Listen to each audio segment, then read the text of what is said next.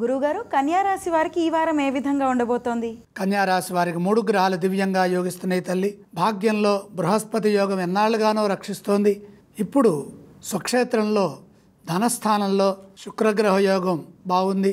అలాగే 6వ రాశిలో స్వక్షేత్రంలో శని భగవానుడి యొక్క అనుగ్రహం కూడా ఉంది. అదృష్ట యోగం సూచితం. సకాలంలో మీ బాధ్యతలను మీరు నిర్వర్తించండి.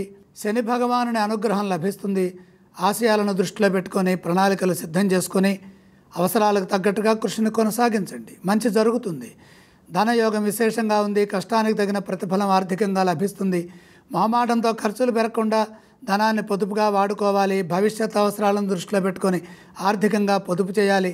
వ్యాపార పరంగా శ్రద్ధ పెంచాలి. ఎందుకంటే వ్యాపారంలో కొన్ని పనులు చేతిదాకా వచ్చి చేజారిపోయే అవకాశం ఉంది. చేతిదాకా వచ్చి ఆగిపోయే అవకాశం ఉంది. కాబట్టి ఏకాగ్రతతో పనిచేస్తే అప్పుడు ఎటువంటి ఇబ్బంది ఉండదు.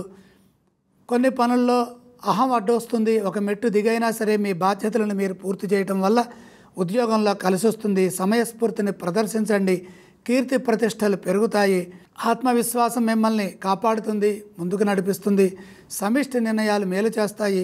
కుటుంబ సభ్యులతో శాంతంగా ఆలోచించి పనిచేయడం ద్వారా ఆనందించే అంశాలు చోటు చేసుకుంటాయి.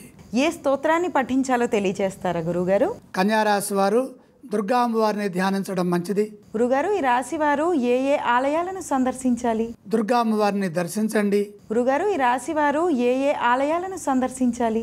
రాహు ప్రీతిగా మినుములు దానం చేయండి.